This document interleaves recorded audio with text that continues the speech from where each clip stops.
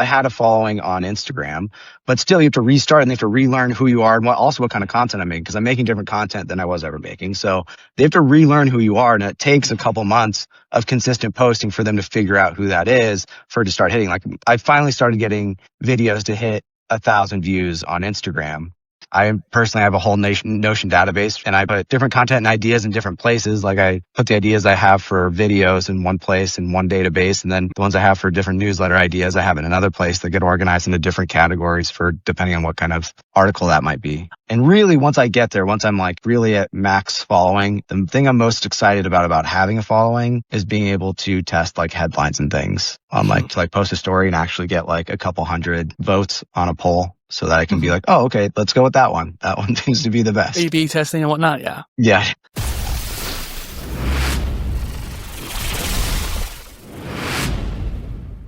Hello, I'm Dustin PolyInnovator. Today I'm talking with JPquestions. He is a time traveling content creator who is a blogger, high ticket closer, and budding YouTuber. Thank you for joining me on the PolyTools Creator Spotlight. Thanks for having me, Dustin. I'm excited to be on here and chat content because it's fun and frustrating. Exactly. Fun and frustrating is a great way to explain it. And I love talking shop with people who are nerdy about it as well. I guess the first thing to ask is what got you started as a content creator? Yeah, man, just business. I've been running businesses for 10 years and, you got to market, and content is marketing. So it's like, all right, do social media. And I've always dabbled in it. It's always been like a secondhand thing, really. Like I knew how important it was and the power of it my whole career. And kind of like with newsletters, which we'll get into, I never really took it seriously like I should have, because it always felt like another thing. It's like, it is a whole other business in and of itself, right? Building, creating all your content. But then you're also doing that, like having to manage and run your business. And it just felt so overwhelming. So after like running a couple of businesses, like a home organizing business and stuff like that, I've kind of come around to the most recent where I'm at now, even with like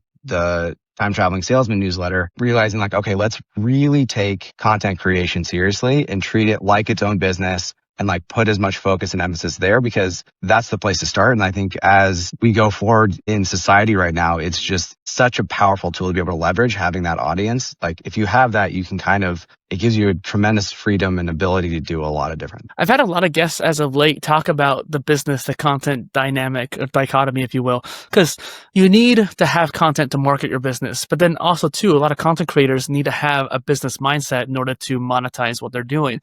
And you can have a whole content creation brand that's monetized and it's a business on its own, but you could also have a business like a freaking coffee shop, for example, that uses content to market. So there's two separate worlds, but they're also overlapping so much at the same time. Yeah, I totally agree. And it's a lot easier to go from kind of the way I think I've done it, where I started business mindset coming into content creation, because I'm already like 5 levels deep on different ways to monetize with content. And I know that, as opposed to someone who goes, I want to be a content creator. They start making content and then they realize they have to figure out how to monetize and do all this business stuff. And they're a little lost in how to make those things happen. While coming from the other side, it's like, okay, that's just second nature for me. And it's a nice way to come from it. As from coming from the other side, it's just a little more difficult for, content creators that care the most about creating the content, which I enjoy, but I'm more of like the business person. I really like the business side of things for sure. I've been a business person since I was a young lad at heart, like an entrepreneur at heart, but I feel like I'm still coming from the angle of a content creator. And so it's interesting to see our dynamics being kind of almost a little bit opposite in that regard. And I love how we both love both too, which makes this interesting conversation happen. But it's interesting to think about with the content creation, like you said, figuring out the monetization is a hard aspect. I think that acquiring business skill is harder than acquiring content skill. I mean, maybe I'm wrong in that regard, but it seems to be that to me.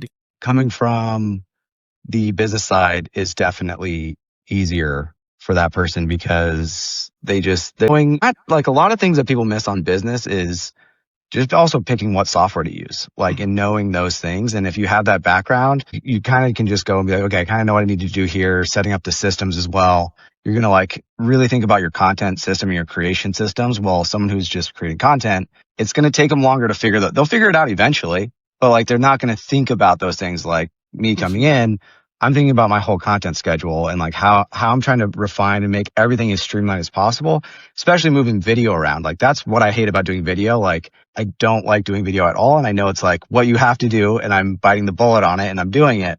But like just moving the files, even like I shoot all on my phone just because it's mainly because it's the easiest to get files from my phone into my computer. And it just allows me to keep it a lot more organized and it's just faster because I use all Apple products. But figuring those little systems out, building out my Notion systems and how to like even grab content ideas, right? Like sometimes you have an idea and you're like, yeah, where do you put it? Right. And I personally have a whole Notion database, and I put different content and ideas in different places. Like I put the ideas I have for videos in one place in one database, and then the ones I have for different newsletter ideas I have in another place that get organized into different categories for depending on what kind of article that might be. I definitely spent a lot of time in Notion. I'm not in Notion anymore really for the most part, but I remember building a database individually for YouTube, and then individually for newsletters and blogs, individually for podcasts. And eventually I realized I should just have one master database with different views for each content type. And that made a huge difference. And ideas too. Ideas had its own view. And that was so helpful.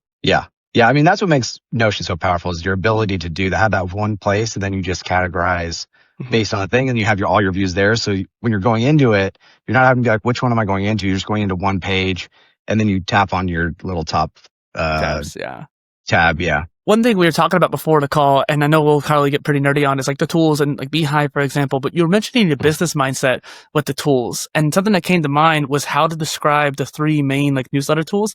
Like Substack to me is like a journalism tool. You have video posts. You could even live stream. So if you were like in the middle of the Nepal revolution, for example, you could be live streaming, turn that into a post. Substack will automatically turn it into a podcast. And then you could also have a blog post underneath it. And that's really cool. That's something that's unique to it, which is why I went back to it recently, but it's kind of broken and it's not really super like consistent, right? And then I was telling you, I know the video post is part, the audio and written are great, but the video posts are just a little bit, and I use Ghost CMS, which I was telling you before the call, which is great for writing. And I think it's much better when it comes to the actual writing experience and the flow of thoughts and not being interrupted by technical issues like the other two could have. But it's also kind of more complicated to set up, doesn't have as much automations, doesn't have as much like options. Then you get the Beehive, which has all these automations and business features like affiliates and stuff like that, referrals. There's a lot of things you could do with Beehive. So what are your thoughts on that kind of trifecta? So as someone who uses Beehive, Yeah, I'm a Beehive user. That's where my newsletter is hosted. I personally like Beehive for the simple fact that in their marketing, and this does seem to be the case, they care about the creator. So they really seem to really care about making sure the people on their platform succeed and do well. And I feel like that happens mainly through the offerings they provide in the ability to use their boost functionality, as well as their recommendations, where you can recommend people on the newsletter or recommend people on the platform, other newsletters, or boost and make money and recover your marketing spend through that. Now there's another platform I like called Sparkloop, which is really good, but I've had some troubles with implementing it on my website sometimes. If you use a Beehive website, it works pretty well. If you use like a Wix, it's a little bit more finicky, but that's another way you can do kind of the same things with a wider breadth of newsletters. But I do love Beehive because Beehive's super easy to use. It's very Notion-like. Again, someone coming from Notion that likes Notion, they use the backslash to bring up your blocks and build your blocks out, which is really nice. And they're constantly adapting and iterating. And I'm in the Slack channel. I'm always telling them hey, there's a bug here. Can you fix this? And we'll be on it in a month. I'm like, all right, cool. It gets fixed eventually. And usually these things do get solved. Over the course of being with them for about 2 years now, I've seen a lot of improvements, and their website builder's pretty good. For someone just getting in there who's doesn't have any website design, very simple to use. It's better than it was for sure. It's still not someone who's built websites for WordPress websites and things like that. It's still a little rudimentary in a way. Rudimentary, yeah. There's a lot of things I can't do that I would like to do, but it's enough, and it's nice that it's all bundled in, and I'm not having to spend all this extra money. I'm just paying $70 or $80 a month, and I get it all, and that's nice. And they have a lot of other really good features. So I like Beehive for those kind of primary reasons. The price is also pretty remarkable, honestly. Even though it's increased a little bit since I got on there, it's not outrageous, and it's not as bad as other things. It's interesting you say that, because I would say the price was pretty high, but I guess that's considering my perspective too. So we can talk more on that later. But yeah, and again, I haven't looked recently. When I looked back when I started looking, it was the cheapest. Again, they've increased it since, so it's probably more comparable now. But compared to what it was for MailChimp, which I was using, and a lot of these other ones, Kit is, and I'm pretty sure it still is way cheaper, and especially for all you're getting. But as opposed to Substack, I'm on Substack. I'm not, you can be on all of them and Yeah, use cross them all, posts. right? And like, Yeah. what I like about Substack is there's more findability for people. That social network Searchability. aspect is People, nice. yeah, people will find it a little bit more than there's more of an organic ability to be found on Substack, which I like about Substack. Substack also, the user interface to me feels very messy. Personally, I'm always in there. I'm like, this just feels kind of convoluted in areas. They keep changing it too recently, which kind of makes things more Really? complicated. Yeah. Yeah. And I haven't been in there in like a year. So again, I don't even know. A lot of this could be very dated, but it's another place again to get found. I tried to, but it's really all about all of them at the end of the day is really like, you still have to have your marketing and do your main content to push to any of them. Like you might get found a little bit on Substack, but for the most part, it's really, you've got to get people to wherever it is. And it's really just like, what extra features do you like that they have and how easy is it to like build it out? And like, again, for me, I like, it just works with my flow, Beehive, and I don't think Substack has a Slack. No, and that was go look. One of my major issues with Substack is I reached out to their team multiple times because I experienced many issues with the video features, for example, or the YouTube automation, because you can make the video post and it'll automatically post the YouTube for you. And I had so many issues with that, and I had no way of telling them. I reached out to them on their Substack notes, on threads, on Twitter. Their YouTube channel actually has comments turned off, so you can't even comment on their videos either. And it's just like, there's no way to contact the team at all, which is one reason why I'm kind of cheering my hat to Beehive. Yeah. Yeah, dude, because I mean, that having that Slack community, not just in talking to the team and being able to like voice, like again, with their website builder, that's where I go to put all my feedback. Cause like getting to their team through the bug reporter, like I do that too, cause I know that's where they want me to go, but like I'll get an answer right away. And like sometimes it's like, oh, we have that, just do that. I'm like, oh, okay, I didn't see that, or that's fine for now, but it still needs to be changed a little bit. But that means so much to me as a user. And it allows me to, like, I found a bunch of other really great network or newsletter operators there. And you can build a community with other people in their Slack channel. And so you meet a lot of other interesting people there, which is really cool. Which again, when I went over to Substack, I was looking for that to like just meet more newsletter people, and they didn't have it. And I was like, how do you not have a community when you're kind of trying to be the community people? I feel like they think that their Substack notes is good enough for the community, which I will say Substack notes is better than Twitter. It's better than Mastodon. It's better than Blue Sky, I would say, especially when it comes to community. I've grown my Substack because of Substack notes a little bit, but you and I talked on Threads, and I would think Threads is actually the best out of all these microblogging platforms. And you can get the same effect on Threads with Beehive or Substack or Ghost. Yeah, right now, in terms of what I'm having the most success on would be Threads by far. Like, especially in terms of like posts that have gone viral, Threads, it's happened. Like I've gotten the most views on any post in the last like 2 months since I've been posting on Threads. And I've connected with more people there. And like that's the only place I've really, well, other than YouTube, you can grow organic following and subscriber base there. It's just a lot slower. Like on Threads, I've grown a couple hundred in the last 2 months. YouTube, I'm at 14. I'm still baby there, but we're growing. Well, like probably 15 now that I saw you today. Yeah, probably 15 today, which I'll take, man. I appreciate it. But again, YouTube's another place. Instagram's been like the hardest to grow on. And again, any following I've like organically got from Instagram actually were people that came from Threads and found my Instagram from Threads. Like so, me, and I think, example, like you, And I think a lot of that with Instagram from like what I've been looking at and like kind of paying attention to is on there and on other places, there's like a buffer from when you start, right? So like you start and even if you're restarting, right? So like I had not a good following, but like I had a following on Instagram, but still you have to restart and they have to relearn who you are and what kind of content I'm making, because I'm making different content than I was ever making. So they have to relearn who you are, and it takes a couple months of consistent posting for them to figure out who that is for it to start hitting. Like I finally started getting videos to hit 1,000 views on Instagram. Which is pretty good, Thank you. And it's just them learning who to show it to and then getting it shown. And then eventually, and I've seen this on other creators where it's like, you're kind of in this like 100 to 200 range. Then you're kind of in like the 200 to 300, sometimes 500, 400 range. And then you get like those couple that hit 1,000 every once in a while. And then eventually you reach the 1,000 to 3,000 range. And right in that range is where I think you start to actually grow, is where you start to actually, once you're in like the 3,000 view of video ranges, where you'll start to see followers, organic call-up followers come from those videos, as long as the videos are like consistent. People go to your profile and it looks like that's content they want to continue to see from you. And then from there, you're like, once you get to like like there's this one guy I watch, Cole. I'm going to give him a shout out. He's someone that like, you're doing some good stuff there and I see how good you're going to be. And last time we were talking, which was probably about a month ago, he's at like 2,000 something. And then his stuff just hit. And I called it. I was like, you're about to hit 10,000 here soon. And sure enough, I looked yesterday, he's at 7,800 or so.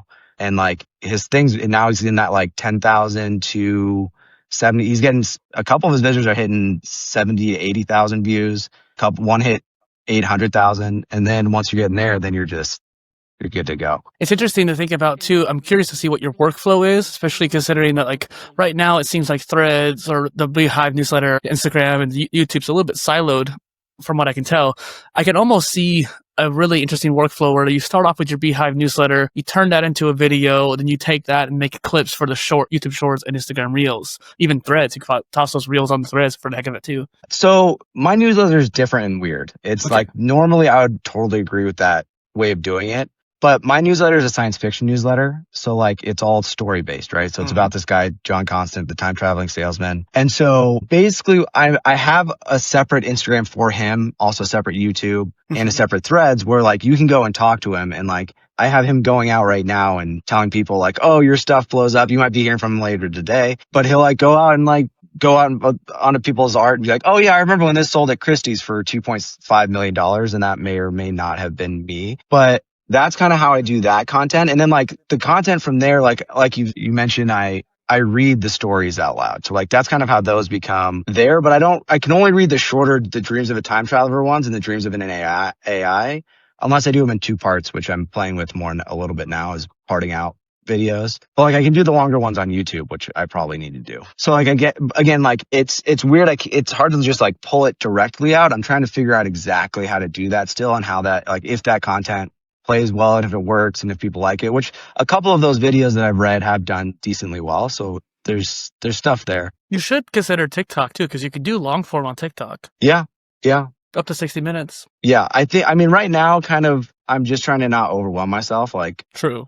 Even though it's not that much to post to another place, it's still just another place to post every day. And like posting is the thing I hate doing probably the most. It's just the most tedious piece of content creating, right? So like all the content gets saved into a folder called posted. So eventually I'll just go and take it and probably pay a VA to just be like, all right, go schedule all these out for the next however long. And then I'll start building my TikTok at that point. At least that's what I'm thinking now. There's two tools you should check out too, just in case. Yeah. One that I use is called Nuelink, Nuelink, and that's how I automate most of my posting. And it's really helpful because I have a lot of automations too. So anytime I make a new YouTube video or podcast or blog post, it automatically goes out to the platforms. And I also just do my short form videos in bulk and across like a dozen different platforms. And then the other one is Repurposed.io, which you could just put like all your videos onto a Google Drive and it'll pick it up and then send it out for you too. So both tools could be a pretty interesting way for you to accelerate that. That's interesting. My only problem with all those tools is usually they're like small things I want to do or add to each video, or like figuring out the right title or description. That's where I get like, but I guess you can go back and edit those things, can't you? So I guess it's not that big. Nuelink will let you do that. I don't know about Repurposed, but Nuelink would. I'll give him a try. Yeah. So why did character John Constant? So he just became the Time Traveling Salesman. I started with the name, the Time Traveling Salesman. I was like, this guy needs a all name. right, I want to do a science fiction. I had been writing fantasy, but like a whole story happened there that we don't necessarily need to go into today. Today. And so I was really excited about sci-fi because sci-fi is what I like. Like I like fantasy. I'm not a fantasy person, but if I'm writing, I want to be writing science fiction. And I just, because I love science fiction, I love technology, love seeing what might happen in the future. And then today, I mean, we see a lot of those things happen in the future. A lot of the things I'm like, oh, that's going to happen eventually. And then it happens. So I was like, going to do the Time Traveling Salesman. The name is where I started. I was like, let's start with a good hooky name. That one I found funny and thought would work.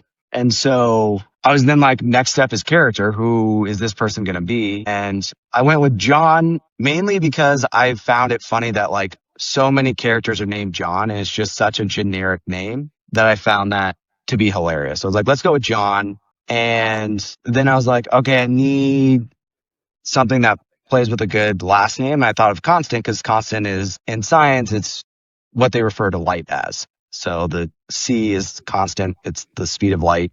So it's like John Constant. He's kind of a constant in the universe. And I just wrote a book actually that I'm in the process of revising and editing. That's about him getting pulled out of the universe and learning about what it actually is. And if he learns that essentially this being and these beings are they feel eternal joy and they live forever and they just find ways to entertain themselves. And this one that invented the universe was a mid-level software developer at an entertainment company there. And he was working on a side project playing with like the idea of what would it be like if we suffered for a little bit and got to live limited lives. And it ended up becoming a hit and becoming the universe. And so one of the experiences that they go in essentially and experience suffering. So like when they die or anything that's living dies, it had one of these entities in it, and they go back to a party and talk about it like it's a fine wine or a good Netflix show that you should watch. Oh, you should have experienced this.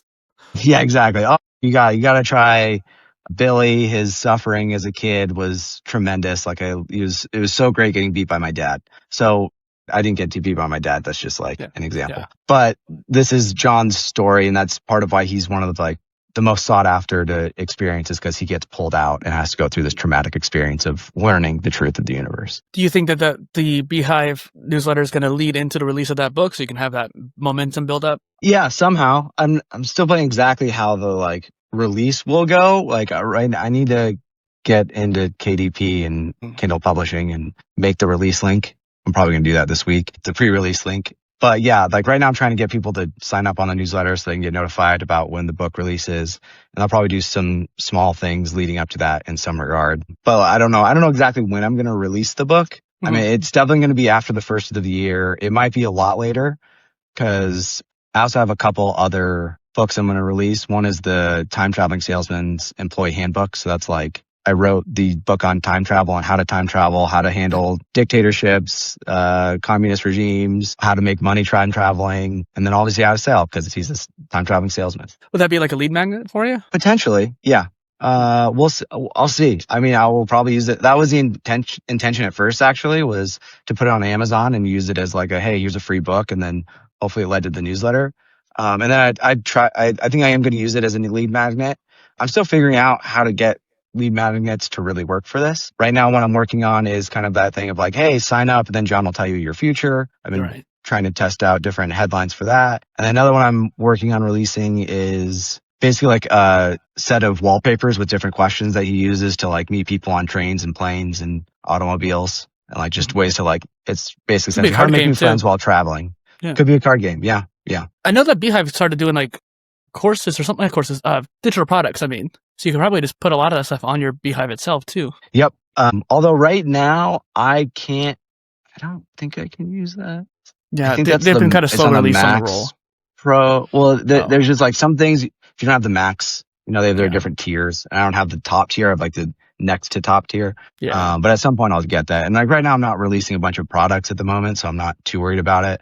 And I can just release this as a link. Right now it's just a link to a Google Drive with all the files, and I can download them and upload them to their phone. We've mentioned a few different tools like Beehive, Nuelink, and KDP. What tools do you use for content creation or even repurposing, if you tend to do any of that? Again, right now, pretty sparse. I don't use much. I mean, my main core tools are Notion, which I use for mostly everything. I don't use much for repurposing because right now I shoot just 3 minutes. I'm not shooting long form at the moment, which will probably change here in a little bit. And then I use DaVinci Resolve to edit at the moment because it's as free an and Apple fastest. user, it's kind of interesting to hear from you.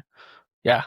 Yeah, but you got to pay for DaVinci was just free, and I kind of started using it on the iPad because I was oh, cool, free. Yeah, I was oh, wow, this is doing everything I needed to do. And then I went over to my computer. I'm this is awesome, and I don't have to pay for it. Okay, and I will eventually because they give you a couple extra features, but most of those things I don't need. I just need to be able to fast cut and export quickly. So I was sweet. But yeah, I've been using Resolve, and then for carousels and stuff, I've been using Adobe Express just because again, you can it's just the quickest to do them all in succession. I'm more of I'm a professional level at Illustrator, but it's just really slow to export and get things from one place to another. On Adobe Express, it's technically already on my phone because I just go to Adobe Express and then I download them directly from there onto my phone, which is nice. But I'm in the process of switching to Affinity in Canva. I was going to mention, because Affinity is now free. Yeah. And it's powerful. I was really impressed. It sucks to have to switch because like you have to relearn how to use all the tools and where things are, but it's like they've kept it pretty close, and they've kept the hotkeys, which is really important. So they've done a lot of things that are really impressive. Also having everything in one, like you have Photoshop, you have your retouching, you have Lightroom, all in one tool. You don't have to switch. Like if you want to just edit something or do something with a photo or take out a background, you just press the little tab at the top and switch it, which is really, really cool. And I think I used to use Affinity before they got free. Yeah, I did too way back when, and then I had to switch back because a friend was using. I was integrated with the team. When you're integrated with the team, you got to use what the team's using. Yeah. But now, since it's just me, I'm gonna roll with it. But I think you make a good point, though, especially when you're starting out, to use free tools as much as possible. And then also, too, like you said, like these are kind of better tools at this point in a lot of ways. Mm-hmm. DaVinci is also in the same way, where you have like the Fairlight and color grading all in one, too. So you kind of merge together. Yeah, you have no more excuses to start because everything's free. Like before, I remember like it would be like a couple $100 to buy a lot of these programs, and it made it, there's a barrier, right? But now like phone cameras are more than good enough to do everything, especially if you have the 17 Pro, and then all these other free pieces of software like allow you to do it really easily at almost no cost. Have you messed around with Instagram edits at all? I did before it got good, apparently. Like I went in there and played around, and then apparently relatively soon after that, it started to get pretty good. But I want to end it on my phone, but I just editing and having on the iPad. Click and drag, even on the iPad, it's just fine. Doing any kind of like design stuff on not the computer is just not for me, because when you're having to do fine motor things on the screen and like make fine adjustments, I just get too frustrated. And I'm just like, exactly like a mouse and keyboard still, dude. And I did a video on it. Still the best computer inputs to date. I don't know if anything's ever going to. I agree. I don't even like Apple products, but I do like how the iPad gets so close to like replacing the need for Mac OS. Because I've seen some people connect a mouse and keyboard to Macs and then use DaVinci Resolve or whatever kind of desktop app they would want to use on an iPad.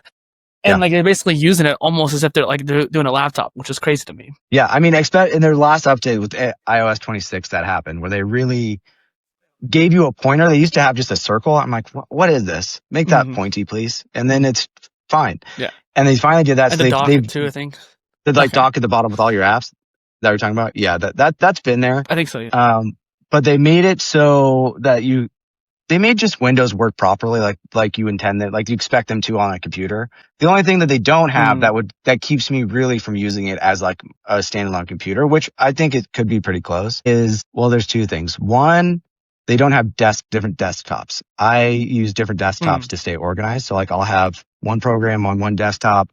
I'll have my browser on another desktop. I'll have ChatGPT on another desktop. I'll have DaVinci Resolve on another, right? So like being able to switch for those just keeps me organized. A lot of people don't use desktops, which blows my mind. And then the second thing was, can't remember. So we'll move on. I will mention this, even though you're an Apple person, it's just kind of in the news right now. Google is replacing Chrome OS with a thing called like Aluminum OS or whatever. And essentially it's like Android and desktop mixed together. And it's supposed to be kind of like a replacement for that experience. So you can basically have all the Android apps, but on a desktop system, kind of like what Samsung's doing in a way too. But I think that would be really interesting to have like an Android tablet with that operating system on there. So you can actually have like a desktop experience, kind of like what iPad's going for and what Windows had tried to do in the past too. I did not hear about this, so I'm going to go, once we get off this call, I'll probably go look into that. It's interesting. Because honestly, that's the big thing that keeps me from switching to Google. Because I'm more of a Google person than an Apple person, technically. Got the Pixel, yeah. Yeah, I would be on a Pixel, but the ecosystem of Apple is too nice. Like, especially with their headphones, everything just syncs together really nice. They did allow for AirDrop to work with the Pixels into the quick share. Actually, Google did that, not Apple. Yeah, that's what I'm saying. Google is allowing for that, which is huge. That's awesome. So that makes me feel like maybe I will try a Pixel next time. You want to AirDrop? That's the big thing, is that like they don't have a laptop in an ecosystem there. They have the tablet, which I don't know if it's how decent it is, but they don't have, like, they have the Chromebooks, but it's never like they didn't build the ecosystem like Apple did. Like Apple's the only one that's really built a really good ecosystem, and it means a lot, and it keeps me in. it's the best marketing thing they could do because I keep buying their things. And honestly, their laptops are bar none the best. Like once they got the M chips, they just blow everything out of the water, in my opinion. We'll skip that debate for now because I'm an AMD stan when it comes to a lot of content. But that's fair, a whole but I don't nother know. conversation. I run one of these, man. When you can run everything all together, it's impressive. These M chips, except for games. Yeah, okay. Well, apparently they can do that on the new ones. I don't know. Yeah, there's a bit of emulation involved, but yeah, it works. Yeah. I was gonna ask, can you share your favorite story that's happened to you as a content creator thus far? And granted, I know that you're still kind of fleshing into the content world, but I'm sure there's something. I mean, yeah, no, I've had some good stories, man. Like even just like posting on threads and just like having good back and forth. Like one recently, I'll give you two. This is one from like very recently. Mhm. I posted about, I can't remember the exact question. Something I think it was about like what general would win if you put all the generals throughout history in a Coliseum together, and then you throw one weapon from every century or whatever into the center, and then you have them all fight, who would win? And this guy commented, and like a lot of people were like, well, they're not the fighters. I'm like, no, I know. But anyhow, I was like, who would you pick? And he said the general for Ukraine. And then this was just like a very knowledgeable guy on all of this. And he started like teaching me about all these different things going on in Ukraine and about like this guy's strategy. And I was like, that was really cool and fun. I'm also just finding other like sci-fi nerds is a good time. But the best time I've had is when someone really played along with John Constant on his Instagram. Someone came in and was like, so what's my future like? And then I started to be like, well, I can tell you a little bit, but I can't tell you everything that's against the rules. And then he just kept like playing with the character. And probably, but like he was playing along. He's like, whoa, respect, dude, cool. And like we were just having a good time. And like we messaged each other for like a couple days back and forth. And I was like, that's what I want this to be. Like that's where this is like really fun, is when people play along and like catch on and get the joke. It becomes a blast. Are you planning on making like an AI chatbot character to do it, or have you done that already? I am planning on it. I was actually looking into it last night because I was trying to see if I could get it set up for this email flow thing where people can call in and like recommend someone, like give a referral or try to get someone to have the Time Traveling Salesman come and help their friend or family member become someone great. So I was trying to get that set up where they could call in and talk to Anna Iris and chat with her about it. So I'm looking into that in terms of that context. I might just do a chat bot because that's easy, but like I was trying to get to where they can really talk to her. That's just a little more expensive and a little more finicky, but I can build it on Lovable. Like I built a couple of these on Lovable for a different thing. But that's one of my things for monetization long-term plan is that eventually you'll have to pay to talk to John, and then it'll be like the upper tier but I'll keep it scarce, right? So to allow for the price to increase, and it'll increase over time. Start out at like probably like 20 or 50 a month, and then it'll go up as like he gets more popular to like 100, maybe a couple thousand at some point. But then it's always going to be you're talking to me. So it's like you're getting one-on-one with the author, and it's never chatbotted. It's always like my responses to what he would really say as if I were writing it. So it's like a more personal thing. So I never do it with him. But again, with his assistant, Anna, that's one that she is an AI. So it also makes sense that an AI would play her. So with that one, I might, again, make that into a chatbot. And then maybe some other characters that people love, I would do it with. But with John, I'm always going to really try to keep it as me behind. Yeah. You mentioned on the site too, on the Beehive, notable clients like Einstein and Leonardo da Vinci, which caught my eye. What was the kind of idea behind that? Behind what exactly? Sorry. Just like the notable clients part of your site. Because you mentioned like Einstein, da Vinci, and I was curious about it. Yeah. So those essentially like what the overarching story is that all of those people became those people because of John. Like the general story is one of their friends or family members meets John or in some, usually like a party. John will like be doing some networking. Sometimes if it's like near to now, it'll be at like a conference, like a sales conference or something maybe.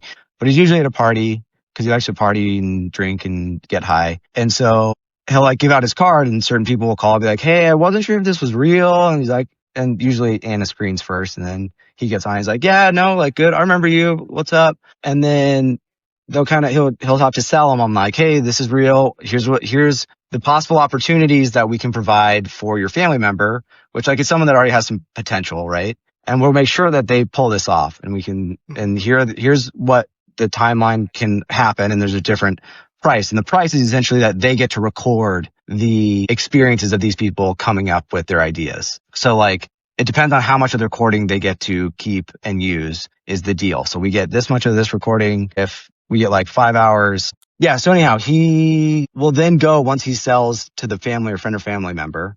He'll go and without that person knowing, set up all the circumstances in their story to pull off whatever it is. So like when in terms of Alexander Graham Bell and Telephone, which is one that I wrote, like he goes and meets Alexander at all these pivotal times in his life that are all historically accurate that I did a lot of research on. And he's kind of there to nudge John into certain circumstances and help him along in the story to make sure that he does come up with the idea for the telephone, which is the deal that he made with his dad, Melville.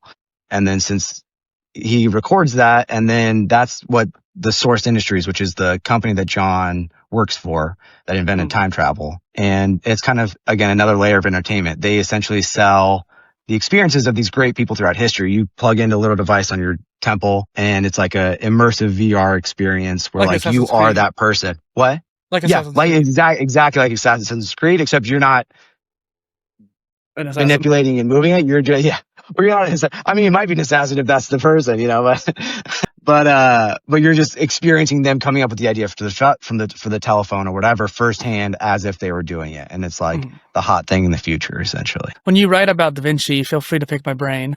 Yeah. I mean, so you got the Venturian Man in the back there. Or the Venturian or I got like 10 books over here too. Oh yeah, I will then. Yeah. I definitely, he's definitely going to be on the list. Like I love Da Vinci. I'm a big fan. I was going to say that's what my other show's about, is being polymathic and interviewing people like that. Tight. Yeah, like Da Vinci, who did like everything. 15 different things, yeah. Yeah, exactly. Him, Franklin's another one. But yeah, the hard thing is deciding which one to write next, because there's so many interesting people. And I want to do the most interesting, but like they're also, it's hard to go between, obviously the ones that people know the most will probably do the best, but some really interesting ones are like smaller inventions from people who are lesser known, but the inventions are arguably more impactful on your life, right? So like I try to slowly decide which ones to do just for an interesting story. One last question here, I think, before moving on, just like what do you have coming down the line that you're looking most forward to, JP? I mean, all the books I'm pretty excited about, like those getting actually like done and released, which there's time. There's another story I'm writing right now, which is about John on a Hyperloop train, and he's the train's getting robbed, and then when it crashes, or it doesn't crash, when it gets stopped, he's in the room with 5 robots that all have a different emotion maxed out. So I'm like getting to play with these robots all experiencing these different emotions in different ways, which is really fun. So I'm excited about finishing that story. And then I'm excited about seeing more of my content. Like it's fun to play the content game, and like see these different points and how like your views kind of start to increase, and you're playing with like, all right, people seem to like that. Let's try that. People, I think, like that. Let's try that a little more, and like tweaking those things and just like seeing that increase. And really once I get there, once I'm like really at max following, the thing I'm most excited about having a following is being able to test like headlines and things on like to like post a story and actually get like a couple hundred votes on a poll so that I can be like, oh, okay, let's go with that one. That one seems to be the best. A/B testing and whatnot. Yeah. Yeah. That's interesting to think about too, like being big picture about being a content creator and thinking far ahead. Yeah.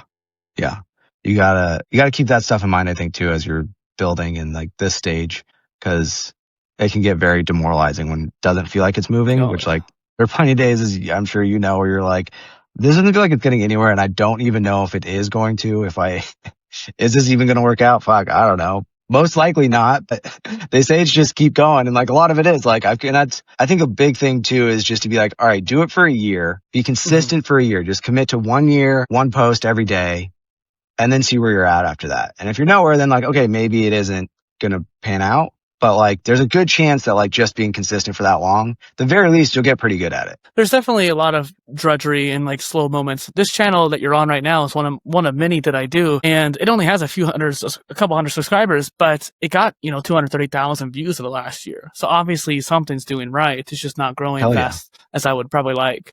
And that definitely helps when you see those views, but it's still one of those things where I'm like, why is it not growing? There's good content on here. There's good guests on here.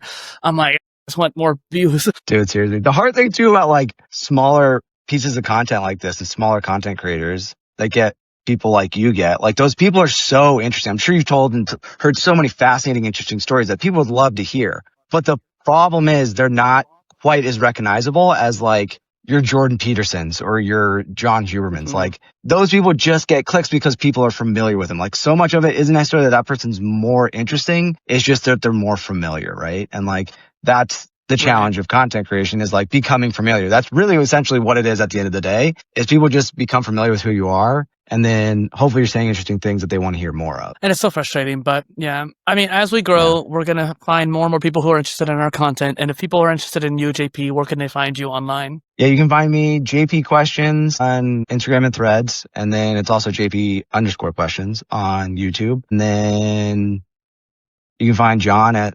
the.timetraveling.salesman, and the timetravelingsalesman.com is the newsletter, and that's where you can go subscribe and sign up and get some of those freebies. Yeah, I got the links down below for you there. But once again, this is JP Questions and Dustin PolyInnovator on the PolyTools Creator Spotlight. Thank you for joining me. Thank you, man. It's been a blast. Yeah. Yeah, perfect, dude.